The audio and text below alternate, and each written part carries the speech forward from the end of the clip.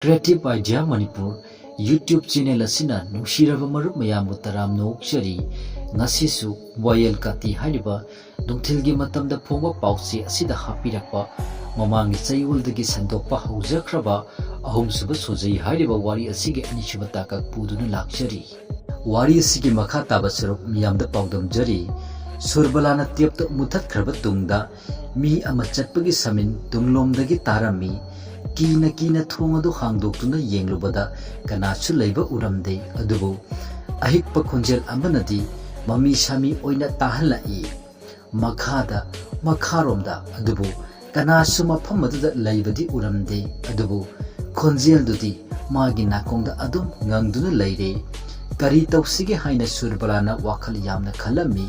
shojei ahumdu sina paishilami maru oina mapu bokna mafam taklamdraba maruiba apipa pitrai ahumsuba shojei du underground ki karomda kumthaba yot ki staircase ama mahapna thingnarami thok thok nomlaba khut paipam nan thoge tawba khongnet phamtuda sur phawba kanna hondana mombati ama paire kumtharami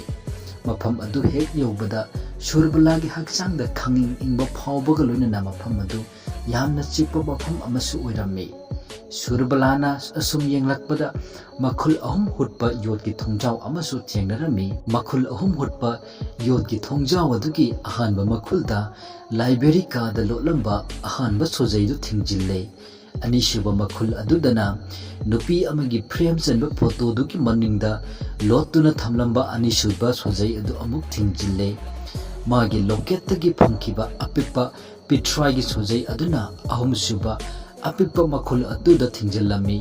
shojei singdu tapna tapna leiduna hangi khanghaudana thongodu mathanta sa sanna hebadona ge launa hangdorai nungna ikoi koina khajinba kaduna artha khangdaba phibam kaiba yengbada akiba phawba ayekpa laising mayam ama thelami khara amasu phaklanduda nga duna leirami mombati gi mainga duna yeibada mayamdu surbalada momit phaktoktuna maya ka thoktuna chikkadawagum sagadawagum yengi kadugi mayaida musuk muba nungjau amagi mathakta pasak anikhak leiba u ahanbaduna leikram charaba athaba journal copy ama ani subaduna silky phi amana sena yomsinba posak amani surbalana kina nungjau dugi manakta changsilobada leikrang charba journal dugi sena singsu kanagomba amana phakpagum makhol thokna phra phakpa horai journal du pabagi khonjel adu mapubuki khonjelna tahalladuna kadubu pumna nilami surbala nangna khonjel si tarabanina aina loisinba ngamlamdraba singsi ngasidagi nangna khanglagani ahumsuba shojei du atopa posak amagi dhamak phangnanaba natte achumba khak khangnaba hangnabagi dhamaktani mirol kayadagi aikhoigi imungi kanana su khangdaba aronbasi ngaksinduna ngasi phawba lakli hojikti masibu ngaksinduna thamba natraga thamdaba haibasi nahakina khutta leire ahumsuba shojei si artha yamna chenba akhoigi imungi mahum mareng silliba khudam amani shojei si sanalopa hiyai ngaksinduna thamba natte surbalagi imung manungi itihas ki aronba chapter kaya ngaksiliba matik maya senba shojei ni haujikti surbalana makhoigi imung manungi haukraba asema wari sing khangnabagi tanjadu naksilakle aroiba khudam changdamdu document oigadawribara diary oigadawribara natraga arotpa khuida iba posak oigadawribara haibadu